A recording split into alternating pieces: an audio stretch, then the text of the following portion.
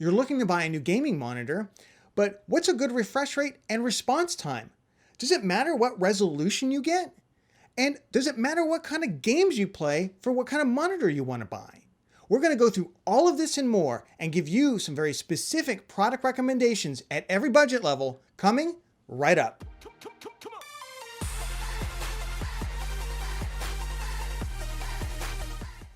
Hi, welcome back to PC Builder. I'm Jason.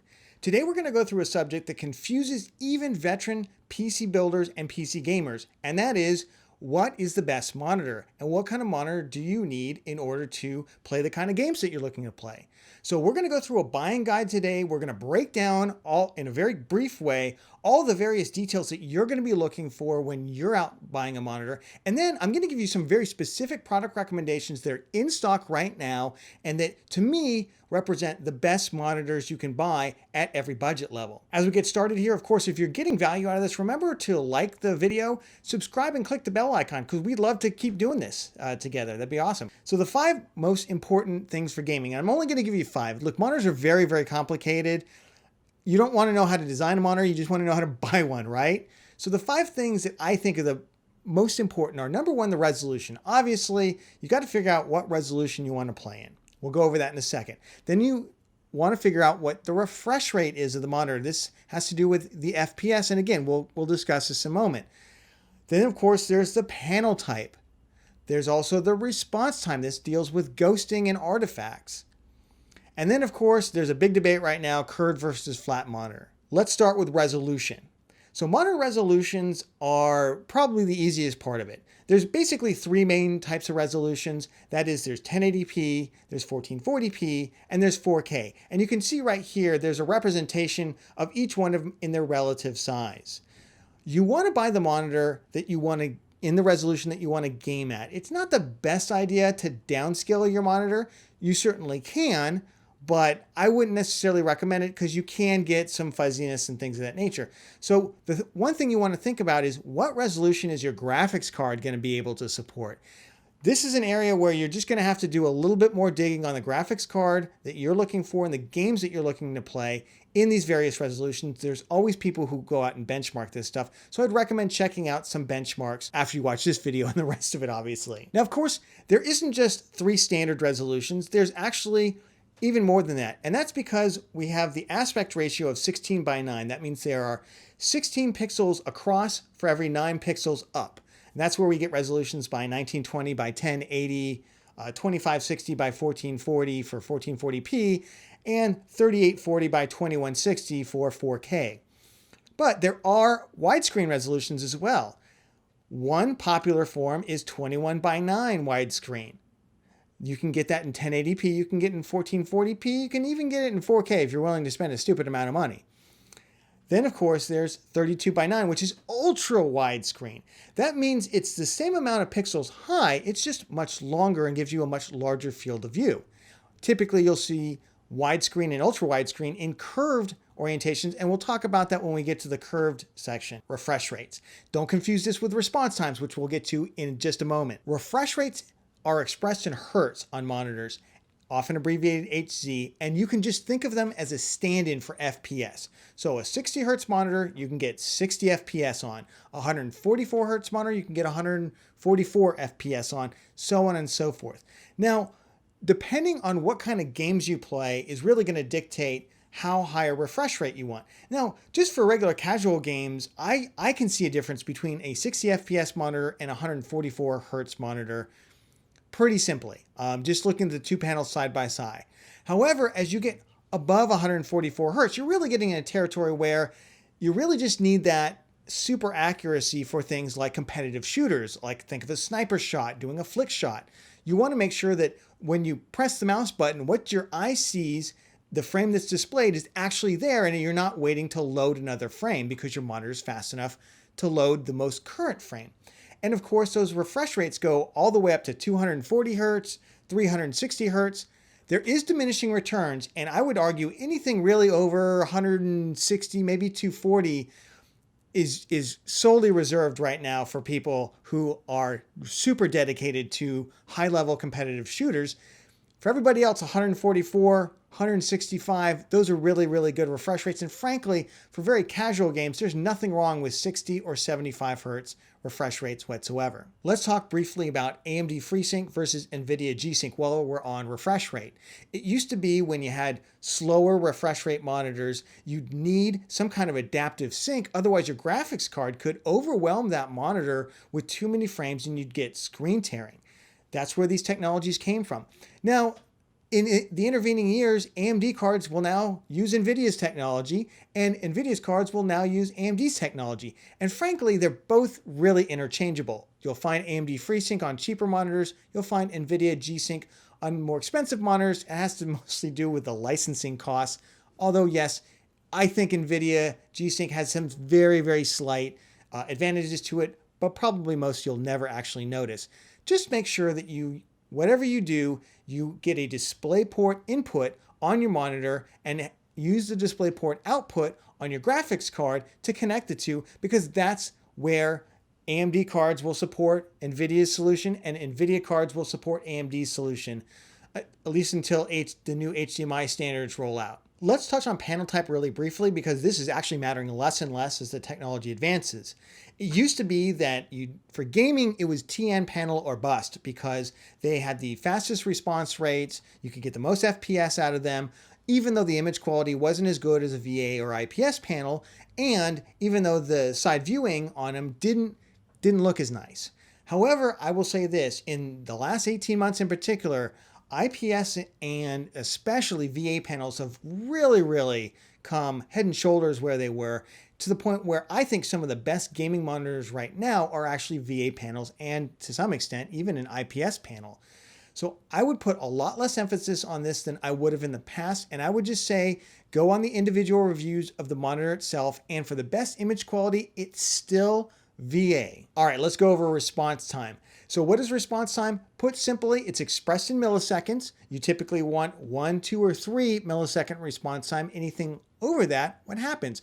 Well, it's the amount of time it takes for a pixel on your screen to go from one color state to another color state. The longer it takes to do that, you get things that are called ghosting. It looks like the image is still there, even as it's moving across your screen. How do you know what the response time of your monitor is? Well, unfortunately, there's two different standards for it. There's the old standard, which I and others prefer, which is GTG, gray to gray.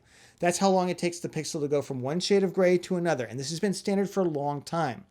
However, as monitors have introduced motion blur reduction technology, particularly through backlights, manufacturers have introduced a new spec called MPRT, or moving picture response time. What does that mean? Well, it's basically, it's the perceived amount of motion blur it takes if you add in their motion blur reduction backlight technology that they've got on the monitor. Now, I've seen them use MPRT on certain monitors where they don't actually have the motion blur reduction technology, and that is called cheating. So don't get a monitor where they're going to use MPRT if they also don't have the motion blur reduction technology, typically a backlight. Curved monitors versus flat monitors. It's as simple as it sounds. Monitor curvature is expressed in terms of R. Now you'll see these values anywhere from like 1800 R all the way up to 4000 R. What does that mean? The smaller the value, actually the more curvature it has, and the larger the value, the less curvature it has. Now, while I said standards around 15 or 1800 all the way up to 4000, one of the monitors I'm going to show you today, the Samsung Odyssey G7, actually has a curvature of 1000. It's super curved. Why do people buy curved monitors? Well, and especially why are the ultra-wides and the widescreen monitors typically come curved now? Well, they say it has to do with increasing your field of vision and your immersion in the actual game itself. It has to do with the fact that we view things in a conical view. We don't view them in just a flat plane. So there are some potential drawbacks with curved monitors, but I think they're easy to overcome. And really the only one is, you might get some glare on the side depending on your lighting setup. You can typically accommodate that with changing your lighting or changing the angle of your actual monitor itself. All right, let's put this all together now. Let's talk about what monitor is right for you based on your budget and based on the type of gaming that you do. And then we'll go through some very specific models. So if you're a budget conscious gamer, or you just do super casual stuff, mostly you do office productivity stuff, and you want to play some games in your spare time, there's nothing wrong with getting a 60 to 75 hertz monitor, 1080p with a 5 millisecond or better response time to it. I would just make sure you get something with FreeSync or G-Sync. Get DisplayPort on it if you can. I do recognize that some of the super budget monitors, they don't come with DisplayPort. They're HDMI only. Probably going to be okay there. Now for most of you who are AAA casual gamers or somewhere kind of in that realm, and you've got the budget to spend, you want a decent monitor, I would recommend getting something that's at least 144 hertz, either a 1080p or 1440p panel. I would lean towards 1440p depending on your graphics card and what it can handle. And for that monitor, I recommend 3 millisecond response rate or better, response time. 4K is also good here. Just recognize that the response times on 4K monitors and the refresh rates on them are much worse because you got to change a lot more pixels there. Of course, if you're somebody who's super into competitive shooters and you need max FPS to make sure you have the ultimate competitive advantage, then I would recommend at a minimum getting a 165 hertz 1440p or 1080p monitor. I would recommend the 1440p 165 hertz. Otherwise, I'd go all the way to 240 hertz on 1080p or 360 hertz on 1080p. Take your pick. Now, it's all going to depends on what you can spend on your budget, of course. And finally, let's talk about what monitor size is right for you. Well, really, it comes down to personal preference, but 24, 27 inch, and 32 inch are really the standard sizes right now. I personally wouldn't go any smaller than 24 inch. Again, personal preference. Can you get a smaller monitor? Of course you can, but let me ask you this. Is it going to be worth the $15, $20, $35 that you save on it over the life of your computer? Remember, it's a gaming computer. The main output is what you can see and what you can hear. So the major areas I would not skimp on is necessarily the monitor. For those of you out there who want to buy a widescreen or ultra wide screen in terms of the size of the monitor, I just do want to note that those monitors typically have lower refresh rates and higher response times because they have a lot more pixels to refresh on the screen. So just something to note when you click over from the 16:9 version of a monitor to the ultra wide, make sure you double check the other specs as well. So let's kick off our monitor recommendations. Links of course are going to be down in the description, and I'm going to check this video once a week. If something goes out of stock and looks like it's not coming back in, I will put in an alternate product that I think is a great recommendation. So make sure to check the description for anything that I've recommended since the video came out as well. Starting off at 1080p displays. Now 1080p is two types of gamers still play here. Those who are budget conscious and can't afford to jump into 1440p, or they don't have a graphics card, similar reason they can't afford to jump up, or you're super into high refresh rate, really competitive shooters. So we're going to start at the bottom end of that, and we're going to talk about budget gamers. There still are really phenomenal deals at 1080p. One of them is the ASUS TUF G2 24-inch IPS gaming monitor. Now this is a 1080p monitor with a 1 millisecond response rate and 144 hertz refresh rate. Comes with AMD FreeSync, DisplayPort HDMI. It's got a height adjustable stand. Overall, this is a phenomenal value. Yes, it's $180, and yes, there are some cheaper monitors that are almost in its same class, but honestly, for me, I think spend the extra 20 or 30 bucks. This is a super great value, and I think anybody who gets this one would be really excited about it. Of course, if you're looking for something a little bit bigger, a 27-inch panel, I would recommend the Gigabyte G7F 27-inch, 144 hertz, 1080p gaming monitor. Now, this is an IPS display, of course. It does have a 1 millisecond response rate. However, that is MPRT. It's not gray to gray. So just FYI on that. However, this is overall a really good panel, really well reviewed panel. And if you're looking for something a little bit bigger, I would definitely recommend this for just $209 right now at Amazon. And I'll include links to other outlets as well. The other folks who are still, of course, gaming at 1080p are people who are really into competitive shooters. And they want the absolute max refresh rate so they can get the max FPS. For those of you, I've got a really phenomenal monitor. Get your wallets out though. It's the ASUS TUF VG279QM. That's a mouthful, isn't it? 27-inch, HDR monitor. Now this is 1080p fast IPS panel, so you're going to get really nice color on it. 280 hertz. That means you're going to get 280 FPS out of this thing. Does come with G-Sync compatibility, as well as it's got the extreme low motion blur sync on it with a 1 millisecond response rate. And that's gray to gray too. So that's really, really phenomenal. This is a 27-inch panel. It's $380 over at Amazon. I'll include links to other retailers if I can find it there. If that's a little rich for your blood, but you still want this level of performance and you're willing to drop down to a 24-inch model, they have one for $310, and I'll also include a link to that one as well. Now we're going to jump over to 1440p. 1440p is still the second most popular resolution after 1080p. However, it is probably the most fast growing resolution because a lot of people are moving out of 1080p and into 1440p, especially as graphics cards have advanced over the last couple of years. So we're going to start off at the quote unquote budget. Now, there's no such thing as a super budget 1440p monitor that's any good, not a gaming one. But we're going to start off with a Samsung 27-inch Odyssey G5. Now, one interesting thing about this monitor, yes, it's got 144 hertz and 1 millisecond response rates, which is really great with AMD FreeSync on it.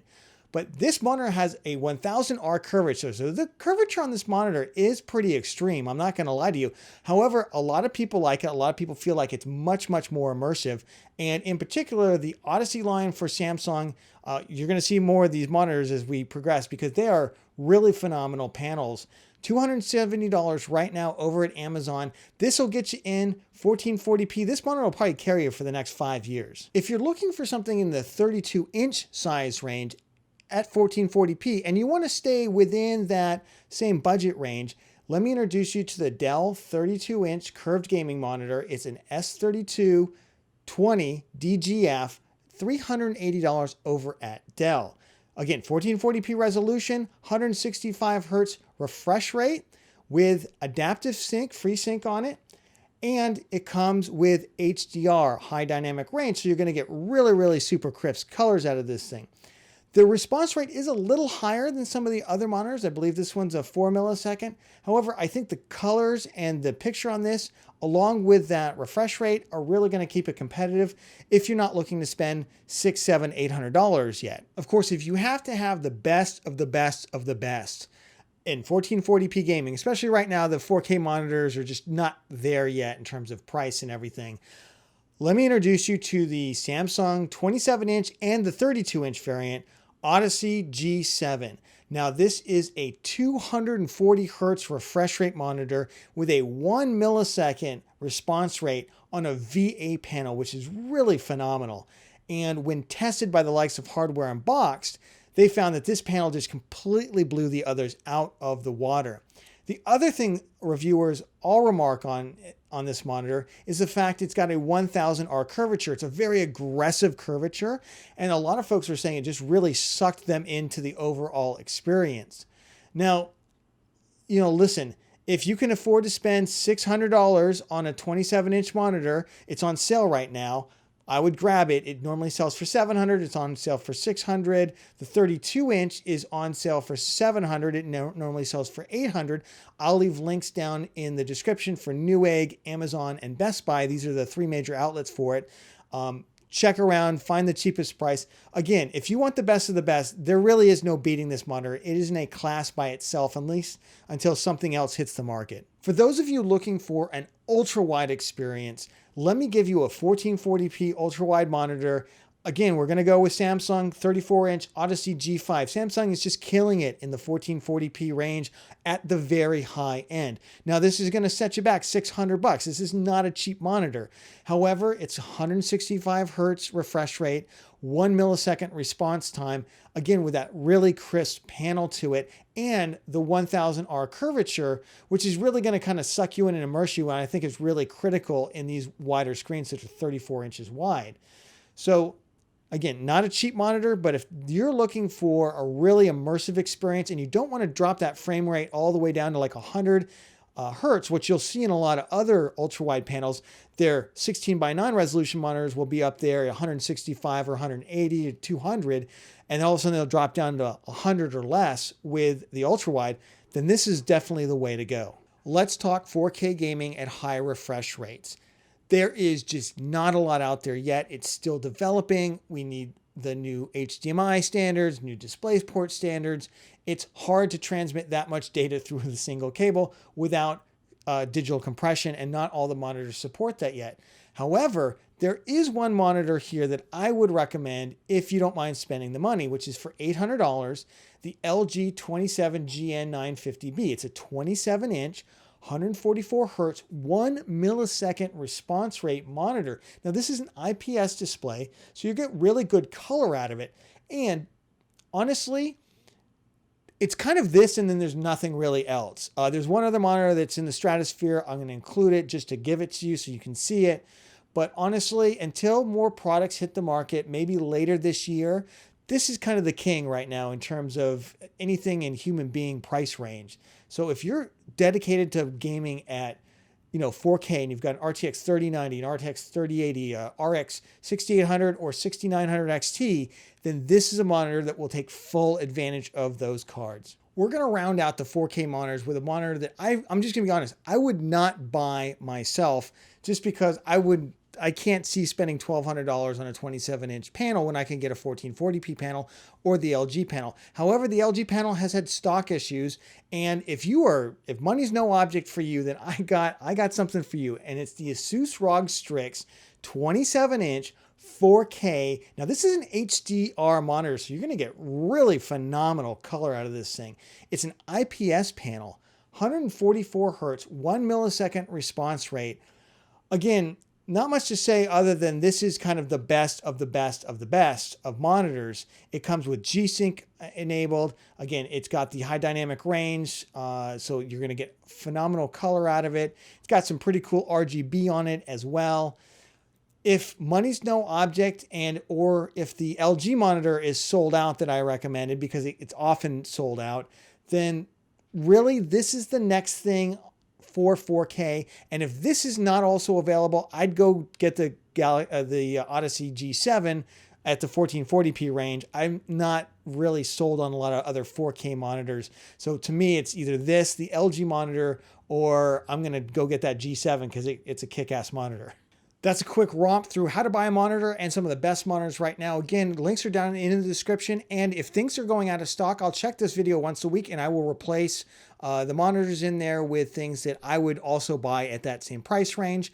You know what to do. If you like the video, please make sure to give it a like. It makes a big difference to the channel, even more than subscribing, but I want you to do that too. Subscribe, of course. It's free for your support. Thank you so much for joining us, and we'll catch you on the next one.